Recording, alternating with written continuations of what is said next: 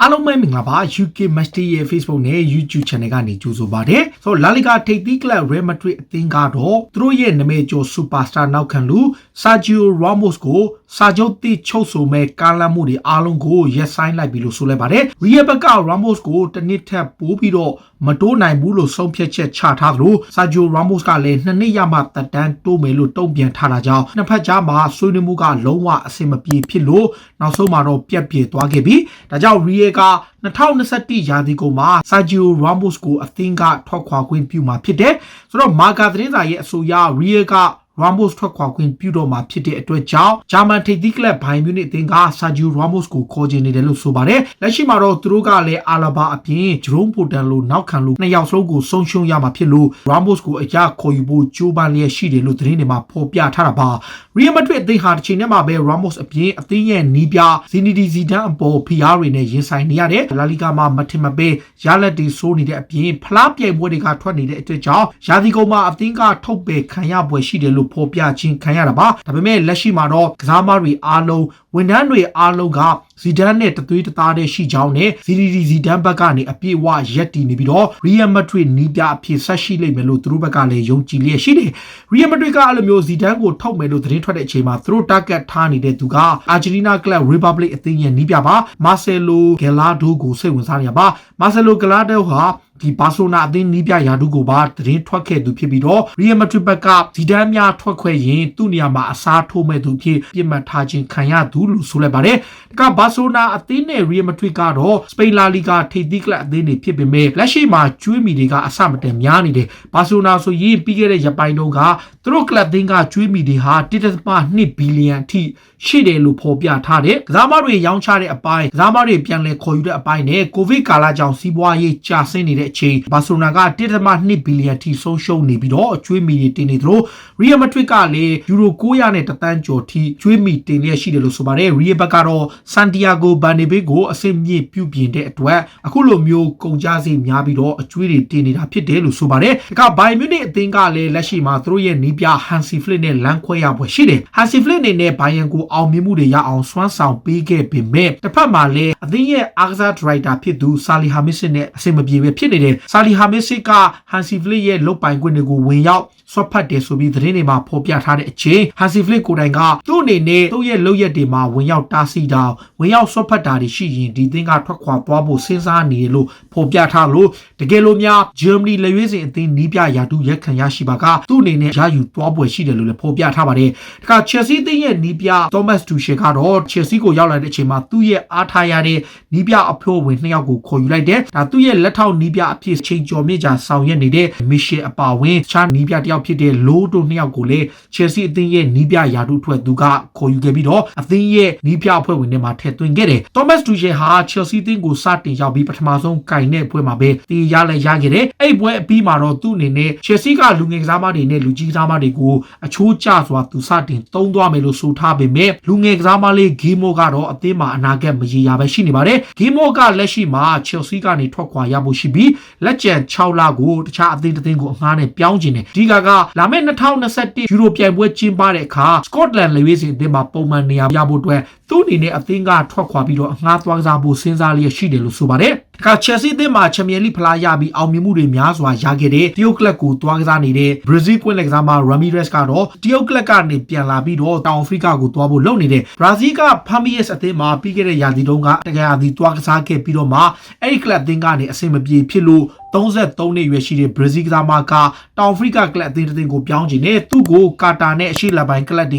ကခေါ်ယူဖို့လုပ်နေသလိုတူရကီလိဂ်ကလည်းစိတ်ဝင်စားနေပြီးတော့ Chelsea ကွင်းလက်ကစားမဟောင်းကဥရောပထက်တောင်အာဖရိကကိုပြောင်းဖို့စိတ်ဝင်စားနေတယ်လို့ဖော်ပြထားပါတယ်။ Manchester United ရဲ့ကစားမ2ယောက်ဖြစ်တဲ့ Anthony Martial နဲ့ Axel Tuanzebe တို့2ယောက်က Sheffield United ကိုရှုံးခဲ့တဲ့ပွဲကဖြစ်ရတဲ့ပတ်သက်ပြီးသူတို့က social media ပေါ်မှာပြစ်တင်ဝင်မှုတွေအလူးလဲခံနေရပါတယ်။သူတို့ရဲ့ social media account တွေမှာအထူးသဖြင့် Twitter နဲ့ Instagram မှာ Manchester United ပြည်သက်တွေအများစုကဝေဖန်တိုက်ခိုက်မှုတွေများစွာပြုလုပ်ခဲ့သလိုလူမျိုးရေးခွဲခြားတဲ့အသုံးအနှုန်းတွေပါသုံးခဲ့တယ်ဆိုပြီးတော့ဖော်ပြထားတာပါ။လက်ရှိမှာတော့ Manchester United အသင်းတာဝန်ရှိသူတွေကရော FA နဲ့ Premier League တာဝန်ရှိသူတွေကအဲ့လိုသုံးဆွဲသူတွေကိုစတင်ရှာဖွေနေပြီးတော့ သူတို့နှစ်ဦးကိုနောက်ထပ်ဒီလိုမဖြစ်အောင်နဲ့အနာဂတ်မှာလည်း social media ကနေအခုလိုမျိုးတိုက်ခိုက်မှုတွေမဖြစ်အောင်သူတို့ဘက်ကကြိုတင်ပြင်ဆင်မှုတွေနဲ့ပြည်တံတွေလည်းချသွားဖို့ရှိတယ်လို့ဆိုလိုက်ပါတယ်အဲ့ဒီဘက်မှာတော့မာရှယ်ကခြေစွမ်းပျောက်ဆုံးခဲ့တယ်လို့ Sheffield United အနိုင်ဂိုးရတဲ့ဂိုးမှာမာရှယ်ရောထွန်စည်းပြီးတော့နှစ်ယောက်ပါဝင်ပတ်သက်ခဲ့မှုကြောင့်ပြည်သက်တွေကစိတ်ဆိုးလျက်ရှိပြီးတော့သူတို့နှစ်ဦးပေါ်ကိုလူမျိုးရေးခွဲခြားတဲ့အသုံးအနှုန်းတွေပြားစွာပြုလုပ်ခဲ့တယ်လို့ဆိုခဲ့တာပါဝန်ပစာကာရဲ့နေရာမှာအပြိုင်ကစားနိုင်မဲ့ကစားမတစ်ယောက်ကိုစောင့်ကြည့်နေတယ်လက်ရှိမှာအတလက်တီကိုမတ်တွီရဲ့ညာနောက်ခံလူ Kieran Trippier ကို target ထားနေတယ်တစ်ဖက်မှာလည်း Norwich City ရဲ့ Max Aarons ကိုလည်း target ထားနေပြီးတော့အဲ့ဒီကစားမနှစ်ယောက်ကဝန်ပစာကာရဲ့နေရာမှာအစားထိုးနိုင်မဲ့သူ့ကိုပါ pressure ပေးနိုင်မဲ့သူတွေအဖြစ်သူတို့ဘက်က target ထားရတယ်။ဒါမှနှစ်ယောက်လုံးကိုတော့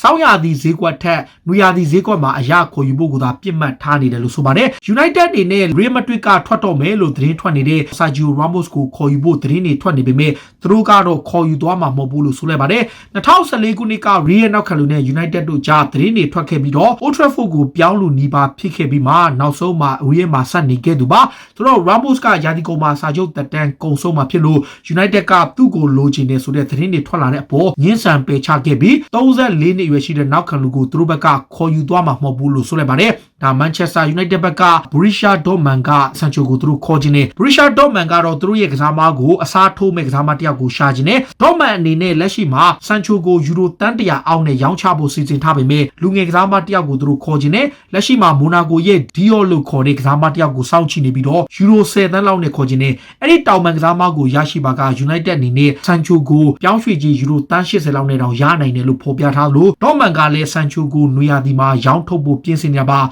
ဝက်ဆန်ကတော့လက်ရှိမှာ United ရဲ့ကွင်းလယ်ကစားမ Jesse Lingard ကိုခေါ်နေတယ် Lingard ကိုအငှားနဲ့ခေါ်နေတဲ့အတွက်တကယ်လို့များသူ့ကိုခေါ်ယူနိုင်ခဲ့ပါကတိုက်စစ်မှုတယောက်ကိုခေါ်ယူသွားမှာမဟုတ်တော့ဘူးလို့ဆိုလိုက်ပါတယ်။အာဆနယ်အသင်းကလည်းလာမယ့်စနေနေ့မှာ Manchester United နဲ့ကန်မဲ့တကယ်အရေးပါတဲ့ပွဲကစားဖို့ရှိတဲ့အချိန်သူတို့ရဲ့အသင်းကောင်းဆောင်တိုက်စစ်မှု Pierre-Emerick Aubameyang တယောက်ပြန်ပါဖို့နီးမျိုးစုံကြိုးပမ်းလျက်ရှိတယ်လို့ဆိုပါတယ်။ Aubameyang ကသူ့ရဲ့မိခင်ကျမ်းမာရေးအခြေအနေကြောင့်အာဆနယ်ရဲ့နောက်ဆုံးပွဲစဉ်2ပွဲကိုလွဲချော်ထားသူပါ။လက်ရှိမှာတော့အာဆနယ်အသင်းကသူ့ကိုပြန်ခေါ်ဖို့လုပ်နေသလိုသူကိုယ်တိုင်ကလည်းလက်ရှိမှာသူ့မိရဲ့ကျမ်းမာရေးအခြေအနေပြန်လည်သက်သာလာပြီဖြစ်တဲ့ကြောင့်အသင်းကိုပြန်လာဖို့ရှိတဲ့အချိန် Mikel Arteta ကတော့ Aubameyang ကို Manchester United ပွဲမှာပါဝင်ကစားခွင့်ရဖို့သူတို့ဘက်ကကြိုးပမ်းနေရလို့ဆိုပါပါ။အာဆနယ်အသင်းရဲ့နွေရာသီမှာ target ထားသလိုစောင်းရာသီမှာပါခေါ်ခြင်းနဲ့လို့သတင်းထွက်ခဲ့တဲ့ Borussia Dortmund ရဲ့ German ကွင်းလယ်ကစားမ Julian Brandt ကတော့မြောက်လန်ဒန်ကလပ်ကိုပြောင်းရွှေ့မှာမဟုတ်ဘူးလို့ဆိုလိုက်ပါတယ်။စောပိုင်းတုန်းက Arsenal ကိုပြောင်းမယ် agent ဖြစ်သူနဲ့ဆက်သွယ်ခဲ့တယ်လို့သတင်းတွေထွက်ခဲ့သလိုကစားမကိုယ်တိုင်ကတော့ January ကာလမှာတော့သူ့အနေနဲ့အသင်းပြောင်းရွှေ့သွားမှာမဟုတ်သလိုဒီအသင်းမှာပဲလာမယ့်နွေရာသီထိတော့အနည်းဆုံးဆက်ရှိမယ်လို့ဆိုခဲ့ပြီး Arsenal အသင်းနဲ့သတင်းတွေကိုညှင်းဆန်ပယ်ချခဲ့တယ်။ Arsenal အသင်းရဲ့ကွင်းလယ်ကစားမ Lucas Torreira ကိုတော့ Monaco အသင်းကခေါ်ဖို့လေလုပ်နေတယ်။ Monaco ကတော့ Torreira ကိုအပိသက်ဝယ်ယူမဲ့သဘောမျိုးနဲ့ခေါ်မှာဖြစ်ပြီးရာသီကုန်ထိအငှားနဲ့ခေါ်ယူမယ်ပြီးတော့မှအပိသက်ဝယ်ယူခွင့်ကိုပါကြိုးပမ်းနေတယ်။ Monaco အသင်းက Atletico Madrid ကနေမကြာခင်ပြန်လာတော့မဲ့ Torreira ကိုဆက်သွယ်ထားပြီးနောက် Arsenal အသင်းနဲ့ဆက်ပြီးညှိနေလို့သူ့ကိုခေါ်ယူနိုင်မဲ့နီလန်တွေကိုလည်းကြိုးပမ်းလျက်ရှိတယ်လို့ဆိုပါတယ်။ Tottenham Hotspur ရဲ့နီးပြ Jose Mourinho ကတော့သူ့အနေနဲ့ယာဂန်ကလော့နဲ့မိတ်ဆွေလုံးဝမဟုတ်ဘူးလို့ဆိုလိုက်ပါတယ်။သူတို့နှစ်သင်းကထိတ်တိုက်ဆုံတွေ့ခဲ့တဲ့ပွဲအပြင်အောင်မြင်မှုတွေအတွက်ယာဂန်ကလော့ကိုသူလေးစားပေမဲ့ဘောလုံးလောကမှာတော့သူတို့နှစ်ယောက်ကမိတ်ဆွေမှုကြောင်းနဲ့ကိုယ့်အသင်းအတွက်ကိုသာအနိုင်ရအောင်စွမ်းဆောင်ပေးကြပြီးရာသီကုန်မှာအမှတ်ပေးချန်ပီယံဆုဖလားရအောင်ကြိုးပမ်းနေကြသူတွေဖြစ်ပြီးကလော့နဲ့သူတို့ကဘယ်တော့မှလည်းမိတ်ဆွေဖြစ်မှာမဟုတ်ဘူးလို့ဆိုခဲ့တာပါ။ဂျိုဆေမွန်ညိုကတော့ခံစင်မှုတယောက်ကိုလိုချင်တယ်လို့အသင်းကိုတော့တောင်းဆိုထားတယ်။ဒါပေမဲ့စောင်းရာသီမှာကစားမရဖို့ထက်ရီယာသီကိုသာအဓိက